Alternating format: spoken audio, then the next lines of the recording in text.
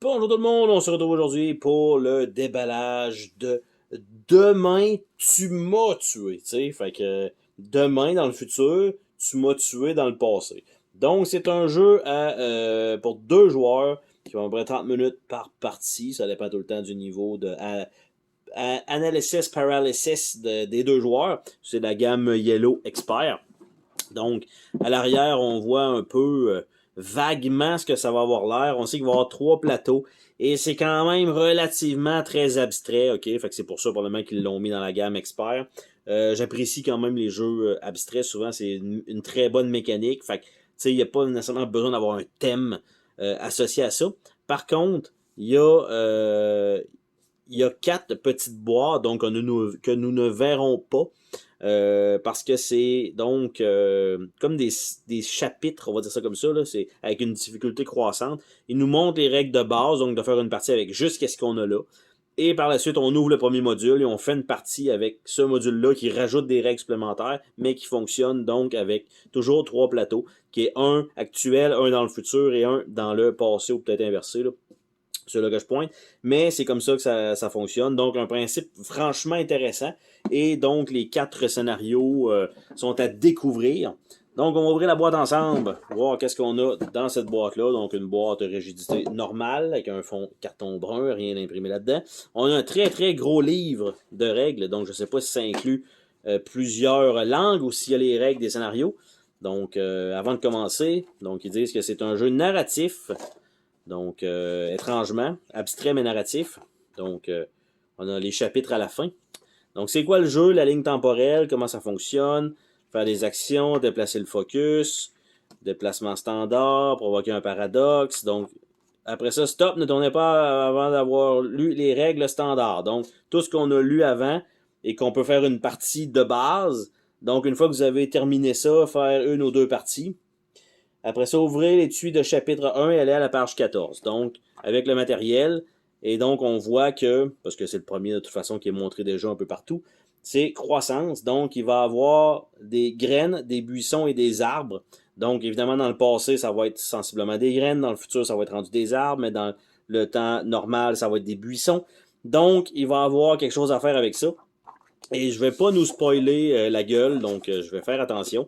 Mais donc c'est ça, c'est un très très gros livre donc de règles, et parce que les autres scénarios sont inclus. Donc à qui lira ceci? Donc on a je vous écris du futur, donc une petite affaire narrative comme ça.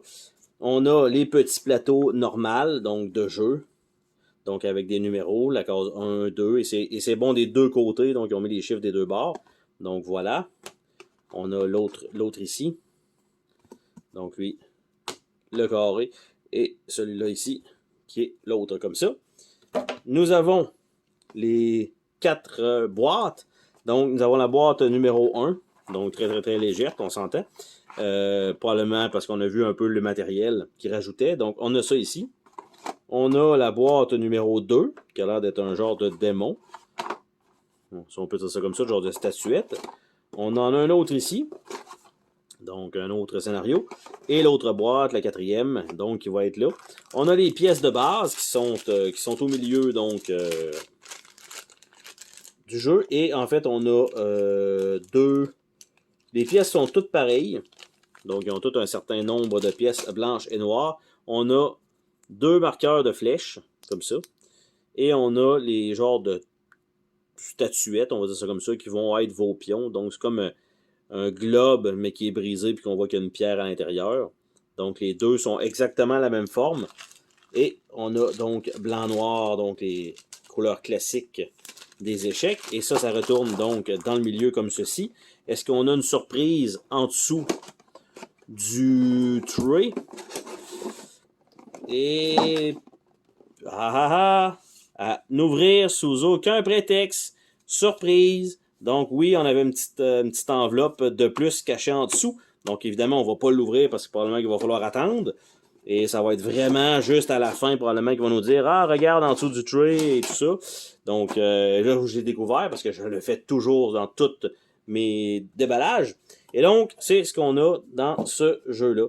Donc, une belle Une belle petite boîte, donc le matériel, on s'entend très classique. En tout cas pour les pièces, donc blanc, noir et c'est tout.